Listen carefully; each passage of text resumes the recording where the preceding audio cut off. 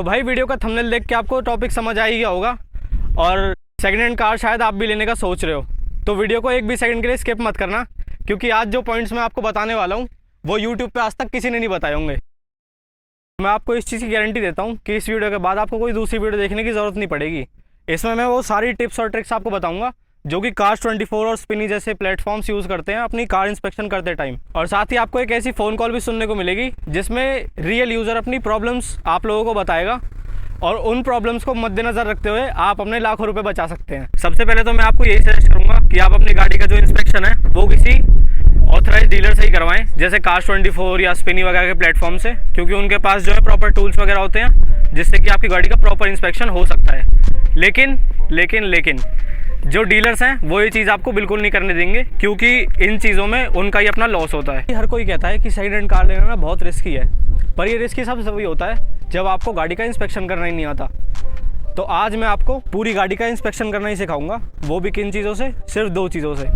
ये है मेरे पास एक मैग्नेट और ये है टिश्यू पेपर। तो इन 2 चीज़ों से हम इन गाड़ियों का इंस्पेक्शन करेंगे। और हमारे पास गाड़ियाँ भी आज 2 हैं, एक ये मेरे दोस्त की बलेनो है और एक ये हमारी सियाज है जो कि रैप हो रखी है। और ये बलेनो अपनी पूरी ओरिजिनल कंडीशन में है। तो आप लोग ये सोच रहे होंगे कि मैं आज इस मैग्नेट से कैसे इंस्पेक्शन करने वाला हूँ, पर मैं आपको एक चीज़ बता दूँ कि ये मैग्नेट आपके लाखों रुपए बचाने वाली है। तो इस सियाज में जब ये रैप हुई थी तो इसमें थोड़ा बहुत ना पुट्टी वर्क हुआ था। तो अब हम चेक कैसे करेंगे कि इसमें कहाँ पुट्टी वर्क हो रखा है और कहाँ पे बिल्कुल इंटैक्ट है। तो ये जो मैग्नेट है ना, ये इस एरिया में हमारा पूरा स्टार्टिंग में उस टाइम पे हुआ था पुट्टी वर्क जो था। तो मैं देखूंगा ना, ये मैग्नेट बहुत ही ज़्यादा कम ग्रिप के साथ चिपक रही है इस एरिया पे।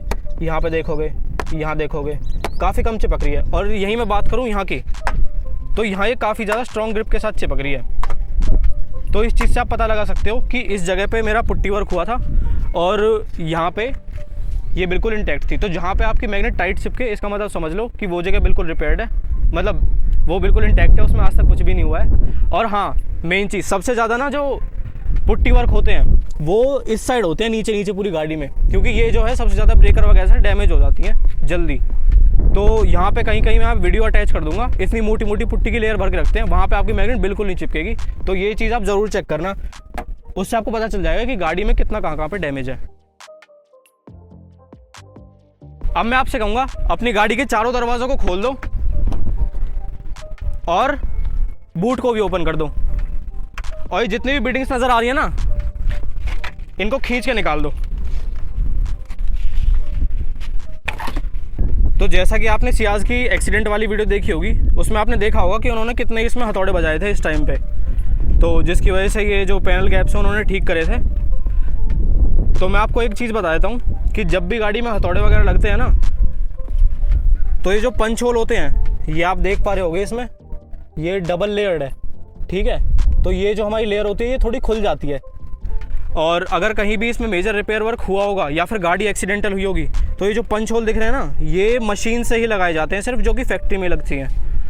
और अगर रिपेयर्ड होगा तो ये पंच होल्स आपको नज़र नहीं आएंगे। अब भगवान की दुआ से हमारी गाड़ी में ऐसा कुछ कभी मेजर एक्सीडेंट हुआ नहीं है, तो ये सारे पंच होल आपको इंटैक्ट दिख रहे हैं। वैसे एक बात और बतानी है, मैं ना कुछ टाइम पहले अपनी सियाज को बेचने का सोचा था, तो मैं इसे वहीं सेकंड हैंड मार्केट में लेके गया।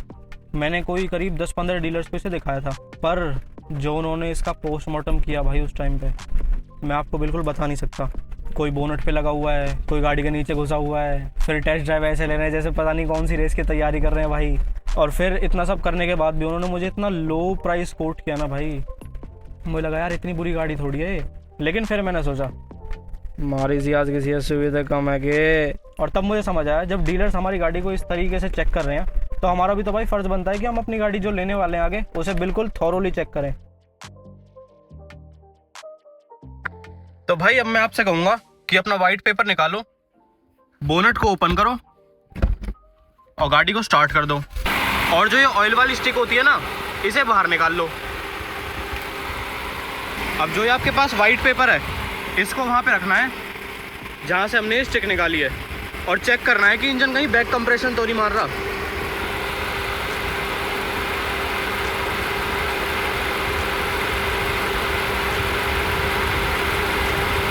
एक 2 मिनट इसको रख के चेक करो, और अगर इसमें से ऑयल निकल रहा है तो समझ जाओ कि वो गाड़ी आपके लिए बिल्कुल नहीं बनी है और उसको वहीं पे छोड़ दो, क्योंकि अगर आपने वो गाड़ी चूज कर ली तो कम से कम 40 से 50 हज़ार का फटका तो आपको इंजन में ही लग जाएगा। सेकेंड हैंड मार्केट में ना भाई आज एक बहुत बड़ा स्पैम चल रहा है, जो कि है मीटर टेम्परिंग का। मतलब कि मीटर की एक्चुअल वैल्यू को चेंज कर देते हैं। अब इसे चेक करने के लिए हमें चाहिएगा एक OBD स्कैनर, जो कि 2 लाख रुपए का आएगा, जिससे हमें इसके एक्चुअल वैल्यू पता चल जाएगी कि ये मीटर जो है वो किसी ने टेम्पर किया है, ऊपर नीचे किया है या फिर नहीं किया है। मजाक कर रहा हूँ भाई, इतने पैसे थोड़ी लगने दूंगा आपके। तो इनको भाई चेक करने के लिए ना हमारे पास 3 तरीके होते हैं। सबसे पहले तो हम इनको चेक कर लेते हैं। जो हमारे पेडल्स होते हैं ना, ये घिसने चालू हो जाते हैं। अगर गाड़ी चली होती है 40-50 हज़ार या फिर 60,000, 70, या फिर मान लो एक लाख किलोमीटर चल चुकी है, तो उसके आपको घिसे मिलेंगे। जैसे इसके भी हल्के हल्के घिसे हुए हैं, क्लच पेडल्स हैं, रेस पेडल है, ये यहाँ से थोड़ा सा घिसा हुआ है। फर्स्ट चीज़ तो ये हो गई। सेकंड, हम इसका भाई गियर नॉब चेक करेंगे। ये काफ़ी आपको गंदा मिलेगा और थोड़ा सा घिसा हुआ मिलेगा कंडीशन में। थोड़ा शाइनी सी फील होगी इसमें, जैसे अभी आ रही है, क्योंकि ये ओवर द टाइम ना थोड़े से घिसने चालू हो जाते हैं, क्योंकि हम इन्हें रेगुलर यूज़ करते रहते हैं। और तीसरा भाई हमारा स्टेयरिंग की जो एक ग्रिप होती है, ये भाई हमारी घिसने चालू हो जाती है और मतलब पता चल जाता है स्टीयरिंग देख के कि हाँ गाड़ी कितनी चली हुई है। जैसे ये थोड़ा आप देख पाओगे ना, ये थोड़ा सा रफ सा हो रखा है पूरा इलाका। तो इन 3 चीज़ों से हम नाप सकते हैं कि मीटर हमारा टेम्पर हुआ है या नहीं हुआ है। पर भाई कोई चालाक होगा, बहुत ज़्यादा दिमागदार या फिर चंट चालाक आदमी होगा, तो वो तो कह देगा कि मैं अपने इनको भी चेंज करवा दूंगा, पेडल की जो ग्रिप है इन्हें चेंज करवा लूंगा, स्टीयरिंग रैप चेंज करवा दूंगा और गियर नॉब भी चेंज करवा दूंगा। आफ्टर मार्केट ये बहुत आसानी से हो जाते हैं। पर भाई एक मेथड और है जिससे कि आप ये चीज़ चेक कर सकते हो। वो भाई हम कर सकते हैं अपने टायर्स की मैन्युफैक्चरिंग डेट देख के। जैसे इस पे लिखा हुआ है 32 और 24, मतलब वो 32nd वीक में बना है 24 ईयर में, 2024 में। अब भाई टायर्स जो है ना, वो गाड़ी में ओवर द टाइम चेंज करवाने ही पड़ते हैं। हर 40-50 हज़ार किलोमीटर पे किसी गाड़ी के 60-70 हज़ार पे भी होते हैं।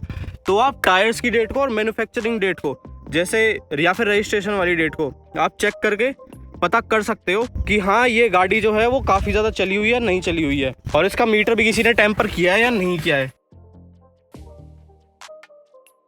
तो भाई हर डीलर बोलेगा आपको कि गाड़ी ना भैया एकदम मिंट कंडीशन में है, तो उससे बस एक चीज़ बोल देना कि भाई इसकी सर्विस हिस्ट्री निकालना, जो कंपनी की ओरिजिनल होती है। और अगर वो आपको सर्विस हिस्ट्री दे दे तो इसका मतलब तो आपकी गाड़ी बिल्कुल सेफ़ है, फेयर डील है, आप गाड़ी ले सकते हो।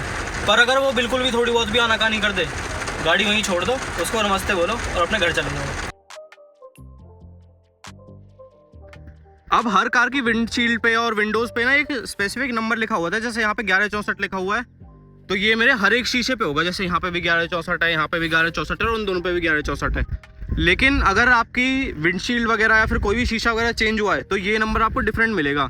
जैसे मेरी विंडशील्ड में पहले क्रैक आ गया था, पत्थर लगने की वजह से इसमें क्रैक आ गया, तो मुझे विंडशील्ड चेंज करवानी पड़ी और इसका नंबर देख लो, ये 4193, मतलब 4193। तो मतलब कि ये मेरी विंडशील्ड चेंज हो रखी है। आप ये चीज़ भी देख के अपने डीलर से रेट वगैरह नेगोशिएट कर सकते हो। इस चीज़ से आपको यही पता चल जाएगा कि हाँ ये गाड़ी एक्सीडेंटल है या फिर कहीं से इसकी ये पार्ट जो हैं ये रिप्लेस हुए हैं। अब डीलर से बोल के आप अपनी इस कार की जो भी आपको पसंद आई है उसकी क्लेम हिस्ट्री निकलवाओ और चेक करो कि गाड़ी के बम्पर्स, बोनट्स और फेंडर, डोर्स वगैरह कितनी बार क्लेम हो रखे हैं। उससे आपको पता चल जाएगा कि गाड़ी कितनी बार एक्सीडेंट में गई है, कितनी बार डैमेज हो रखी है, और उसमें आप काफ़ी ज़्यादा उनसे नेगोशिएट कर सकते हो प्राइस में। अब भाई आप गाड़ी के dents, scratches, paint fade out और घिसे हुए टायर्स की कंडीशंस को देख के अपने डीलर से काफ़ी अच्छा खासा नेगोशिएशन कर सकते हो, अगर आप उनको ये चीज़ें दिखाओ कि हाँ गाड़ी में मुझे इतना काम और करवाना पड़ेगा। और बाकी इंजन वाली चीज़ें भी इसमें इंक्लूड हो जाएंगी, जैसे कि इसकी मेजर सर्विस वगैरह होती हैं और भी जितनी चीज़ें होती हैं, उनसे आप अच्छा खासा नेगोशिएशन अपने डीलर से कर सकते हो। लास्ट और फाइनल स्टेप मैं यही बताना चाहूँगा कि आप भाई अपनी गाड़ी को एक बार ज़रूर लिफ्ट पे लगवाना, किसी मैकेनिक को दिखा के। उससे बोलना कि एक बार नीचे से अच्छे से चेक करके बता दे, इसमें कोई मेजर वर्क तो नहीं है, जो कि आपको अभी थोड़ी देर में पता चल जाएगा एक कॉल रिकॉर्डिंग सुनाने के बाद। तो भाई वो आपसे 100 से 150 रुपये लेगा बस नीचे से चेक करने के लिए। इसको लिफ्ट पे चढ़ा के एक बार उस चीज़ों में बिल्कुल कंजूसी मत करना और नीचे से एक बार चेक करवा लेना, वरना 40 से 50 हज़ार का फटका कब लग जाएगा वो पता भी नहीं चलेगा। तो भाई अब मैं आपको अपने दोस्त से बात करवा देता हूँ जिसने सेकेंड हैंड कार ली थी, आयुष शर्मा ने। तो अब उनसे जानते हैं उनकी एमयू का एक्सपीरियंस कैसा रहा इतने टाइम में। तो भाई उन्हें कॉल मिलाते हैं हम सीधे।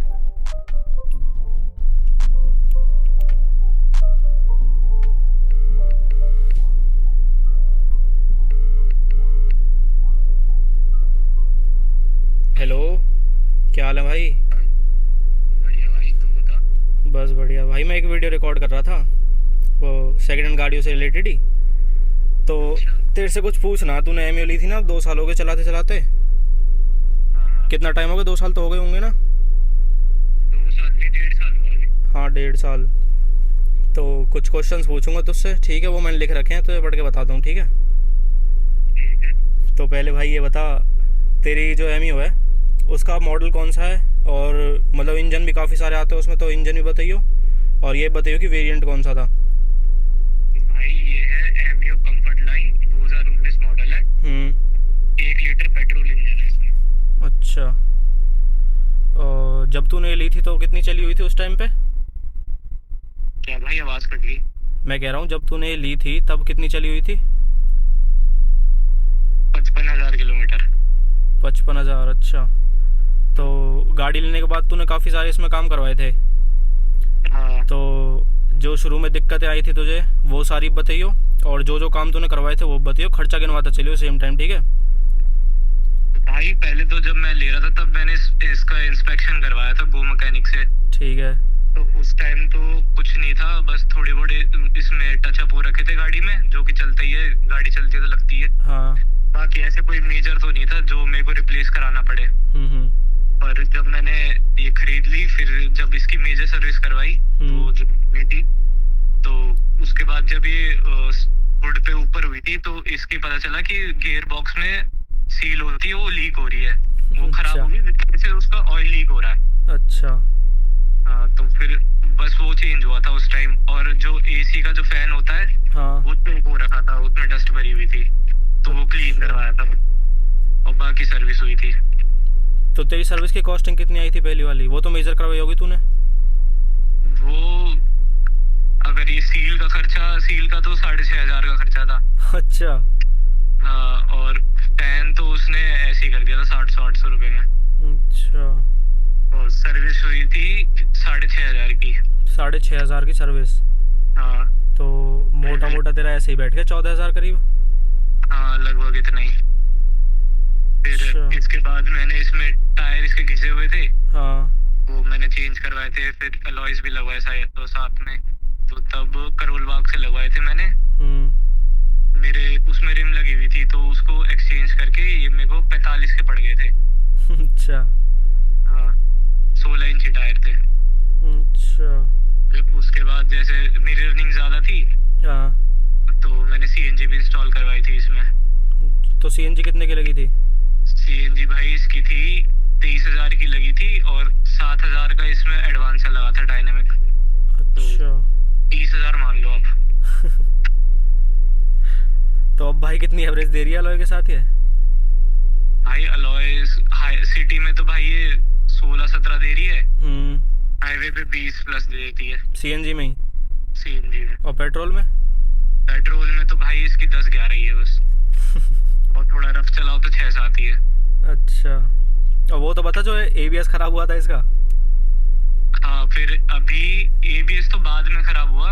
हाँ। तो क्या हुआ, रीजन क्या था कि उसकी सीएनजी की वजह से इसकी वायर शॉर्ट हो गई थी। तो एबीएस का मॉड्यूल खराब हो गया था, तो वो फिर मैंने मायापुरी से बदलवाया था, ऐसे ही पुराना लगा हुआ किसी गाड़ी का। वो कितने का पड़ा? वो 12,000 का लगा था। फिर क्या कहते हैं, फिर जब अभी जून में ही मैंने इसकी सर्विस कराई 90,000 वाली। हाँ हाँ।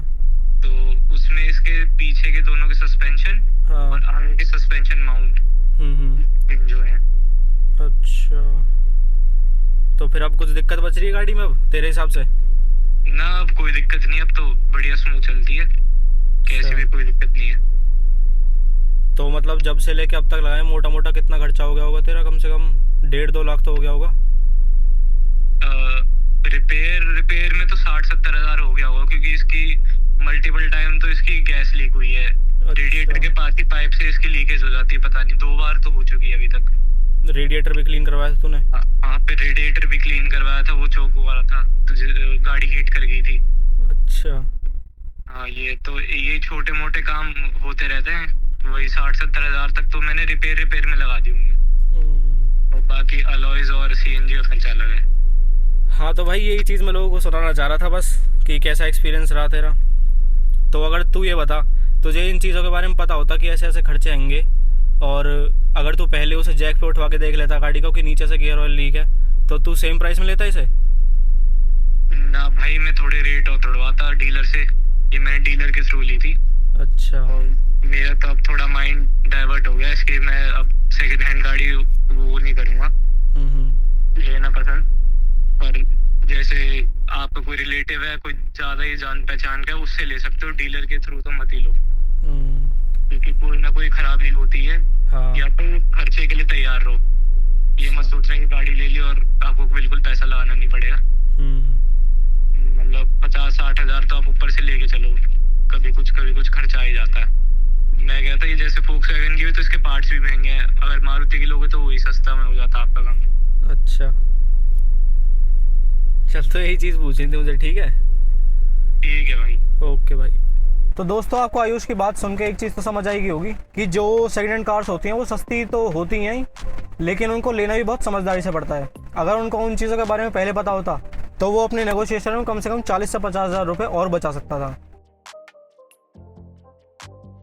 तो भाई एट द एंड मैं आपको यही बोलूँगा, सस्ता रहो बार बार, महंगा रहो एक बार। मेन तो मैं आपको यही प्रेफर करूँगा कि आप नई गाड़ी की साइड ही जाओ, थोड़ा 1-2 लाख रुपए एक्स्ट्रा लगा के।